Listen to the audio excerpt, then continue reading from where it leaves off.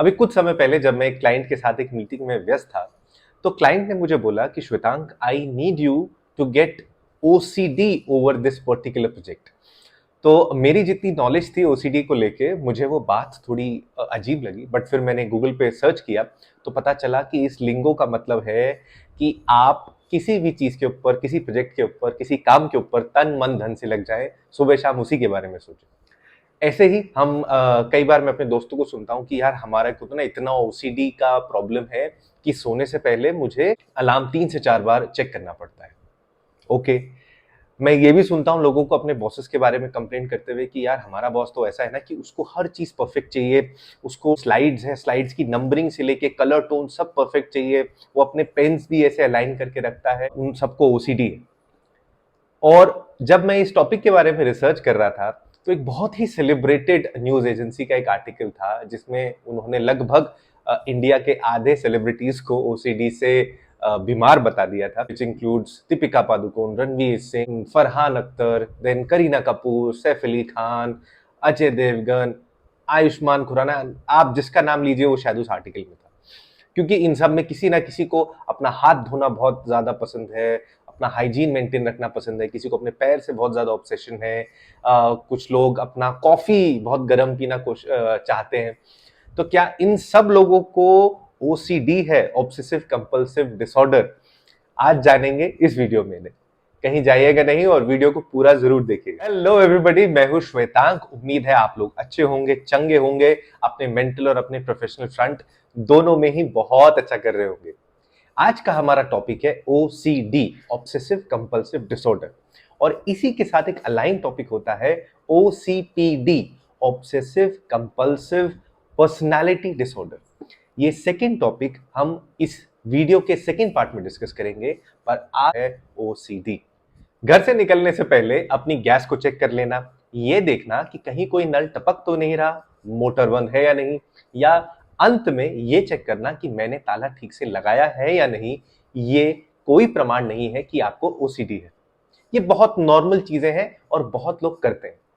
कई लोग अपनी लाइफ में एक परफेक्शनिस्ट की तरह रहना पसंद करते हैं। उन्हें चीजें ऑर्गेनाइज अच्छी लगती है, और क्यों क्यों ना हो, ये सारी चीजें हमारी एफिशिएंसी बढ़ाती भी है।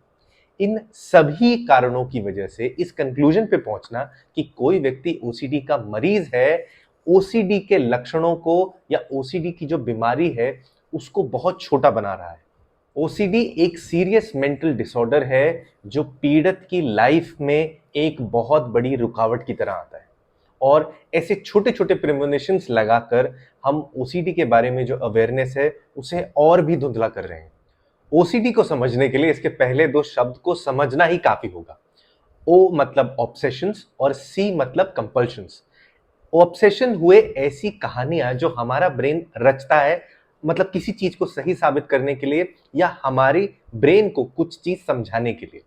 तो ऑब्सेशंस जो हमारे दिमाग में क्रिएट होते हैं उनकी वजह से ही ये कंपल्शन शुरू होते हैं। जैसे फॉर एग्जांपल, मुझे ऐसा ऑब्सेशन है या मेरे ऐसा दिमाग में एक ऐसा पिक्चर है कि मेरे आसपास के जो बैक्टीरिया हैं अगर मेरे शरीर के अंदर चले गए या मैंने उन्हें टच कर लिया तो मेरी जान चली जाएगी। तो इसकी वजह से एक कंपल्शन जो पैदा हुआ वो ये हुआ कि मैं बार बार अपना हाथ धोता हूं। तो ये हाथ धोना कंपल्शन है। ये कंपल्शन हर किसी को दिखता है, ये नोटिस हो सकता है, पर जो व्यक्ति ऑब्सेशन में अपने दिमाग में जो वो पिक्चर चला रहा है वो ज्यादा गहरी होती है, और वही है जो इस एंजाइटी को ट्रिगर करती है। ओसीडी से पीड़ित व्यक्ति इतनी एंजाइटी महसूस करता है या उस एंजाइटी में रहने लगता है कि वो शायद अपने घर से बाहर ही ना निकले। वो उस ऑब्सेशन के अंदर डूब गया है, तो उस व्यक्ति को अपनी डे टू डे एक्टिविटी करने में भी बहुत प्रॉब्लम हो सकती है। ये ऑब्सेशंस कुछ कैटेगरी में डिवाइड किए जा सकते हैं। जैसे सबसे पहला ऑब्सेशन होता है जो क्लीनिंग का ऑब्सेशन है, जैसे कुछ लोगों को हर चीज साफ सुथरी अच्छी लगती है। दूसरा ऑब्सेशन होता है सिमेट्री का। तो अब ये ऑब्सेशन सुनने में बहुत छोटा लगता है, पर मैं इसको थोड़ा एक्सप्लेन करता हूँ। फॉर एग्जाम्पल, आप एक ऐसे कमरे में घुसते हैं जहां पर कोई एक पेंटिंग टेढ़ी लगी हुई है, आपने वहां बैठकर आपको एक मीटिंग करनी है, बट ओसीडी का व्यक्ति इतना परेशान हो जाएगा उस पेंटिंग की वजह से या उस टीवी की वजह से जो टेढ़ा लगा हुआ है या उन चेयर्स के अरेंजमेंट की वजह से जो टेढ़ी लगी हुई है, कि वो एंशियस होता रहेगा, वो उस मीटिंग पे ध्यान ही नहीं दे पाएगा और उस मीटिंग को खराब कर लेगा। ये एक्सटेंट होता है ओसीडी के पेशेंट की प्रॉब्लम का। और कैटेगरी हो सकती है, जैसे कुछ लोग कई ऐसे बिलीव्स बना लेते हैं, कुछ ऐसी रिलीजियस प्रैक्टिसेस, कुछ ऐसे मतलब सेक्सुअल बिलीव्स बना लेते हैं, सेक्सुअल उनके अंदर ऑब्सेशंस आ जाती हैं जो उनको बिल्कुल ठीक लगता है, और फिर उसके बाद वो ऐसी कंपल्शन बनाती हैं जो शायद दूसरों को परेशान करे। इसके अलावा एक होता है जो हमारे हार्म के ऑब्सेशंस है, जैसे व्यक्ति को हमेशा ही डर लगा रहेगा कि मुझे चोट ना लग जाए कहीं से, मैं अगर ड्राइव करूंगा तो ऑफ कोर्स एक्सीडेंट हो जाएगा। तो सोचिए उस आदमी के दिमाग में एक बार जाके सोचिए या उसकी प्लेस पे जाके सोचिए कि वो व्यक्ति हमेशा डरा सहमा रहेगा, उसको हमेशा कोई आती हुई गाड़ी पोटेंशियल थ्रेट लगेगा कि अरे मैं अगर सड़क पे भी चलूंगा तो शायद कोई गाड़ी आके मुझे मार दे।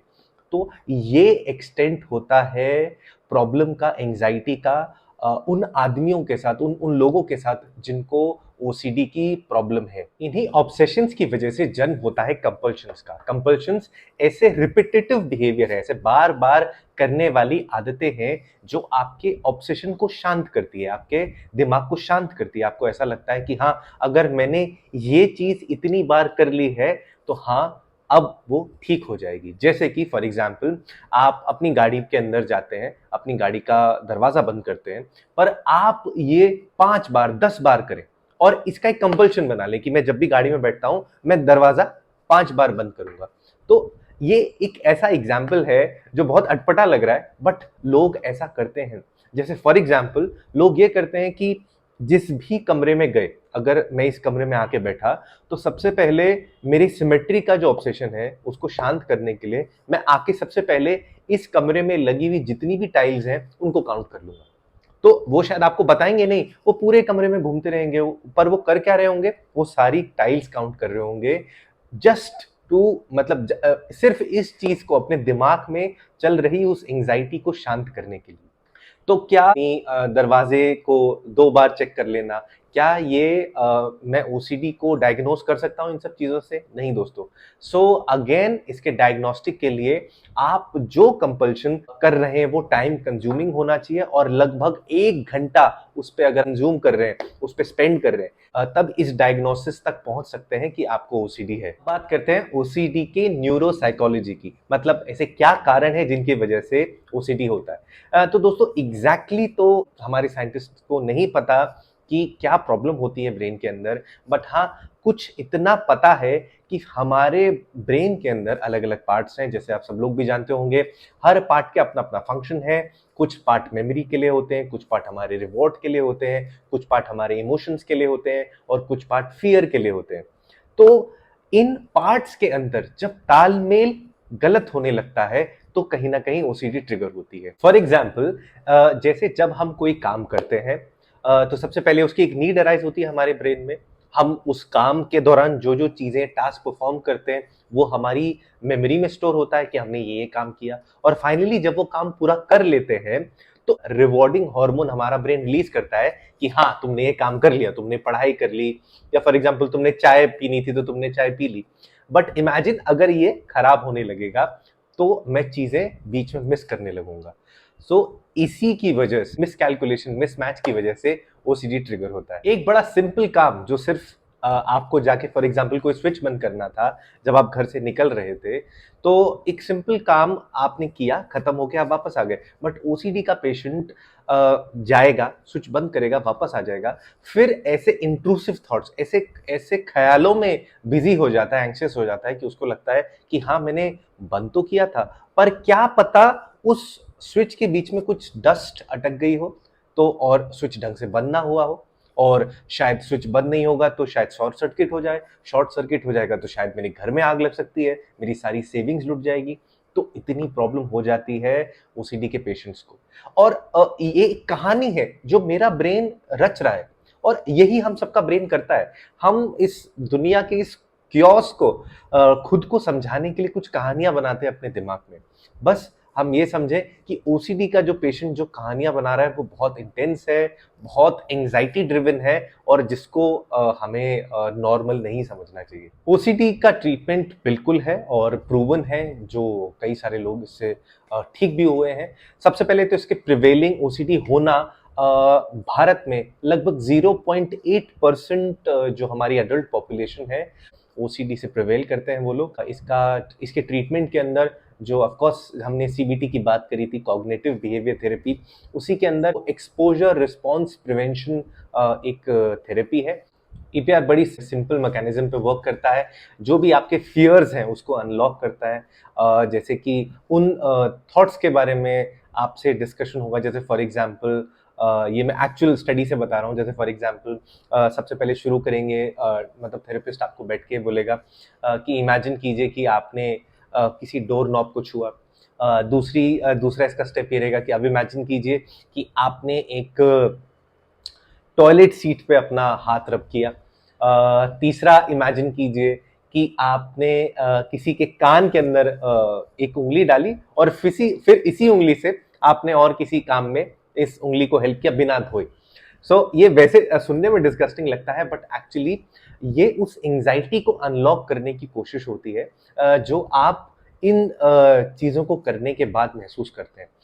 ये बहुत हेल्पफुल एक थेरेपी है और इसी के साथ साथ अगर मेडिकेशन की ज़रूरत होती है तो आपका डॉक्टर आपको मेडिकेशन भी देगा। जनरली जो सेरोटोनिन लेवल्स को इंक्रीज करते हैं वो आपको दिया जाती हैं इसकी मेडिकेशंस।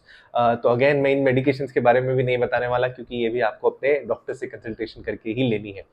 तो अब बात आती है कि क्या आपको ओसीडी है या नहीं। तो आपने अभी तक जो वीडियो में सुना होगा तो आपको कुछ तो अंडरस्टैंडिंग आ गई होगी और ये भी समझ में आ गया होगा कि हाँ, ओसीडी की कई सारी चीजें बहुत सारी बीमारियों से बहुत ज्यादा ओवरलैपिंग हो सकती है।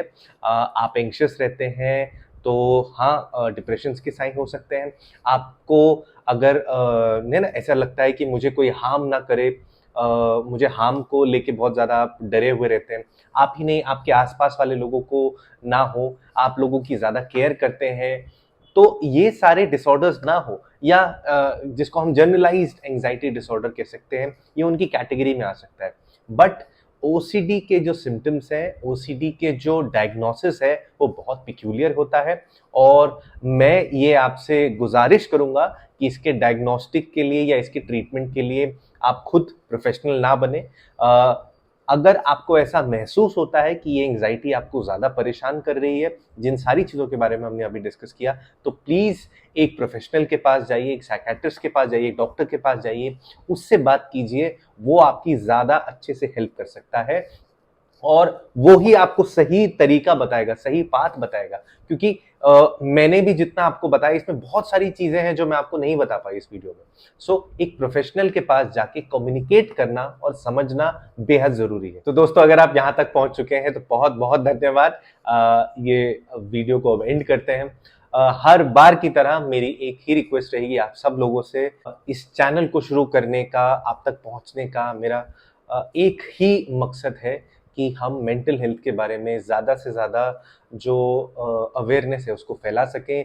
जो प्रेमोनिशंस हैं, जो हम गलत धारणा है, जैसे हमने आज ओसीडी के बारे में बात करी कि लोग इसको मजाक के तरह उड़ा देते हैं, ओसीडी को एक बहुत छोटी चीज़ समझते हैं, बट सच में जो इसके पेशेंट्स हैं, जो एंग्जाइटी का लेवल्स वो महसूस करते हैं, वो मतलब लाइफ थ्रेटनिंग हो सकती हैं वो सारी चीज़ें। अगर आपको ऐसा कोई पेशेंट आपके पीयर ग्रुप में, आपके फ्रेंड्स में, आपके रिलेटिव्स में आपको दिखता है, प्लीज़ प्लीज़ प्लीज़ उसे ये वीडियो जरूर शेयर कीजिए। और आप तब भी कर सकते हैं अगर किसी को ऐसा लगता है कि हाँ, मुझे ओसीडी है, तो भी आपको ये वीडियो हेल्प करेगी ज़रूर। थोड़ा सा मैंने इन्फॉर्मेशन देने की कोशिश की है। और अगली वीडियो में हम कवर करेंगे OCPD, obsessive compulsive personality disorder के बारे में, जानेंगे कैसे डिफरेंट होता है वो ओसीडी से। चलिए फिर मिलते हैं अगली बार, तब तक के लिए नमस्कार।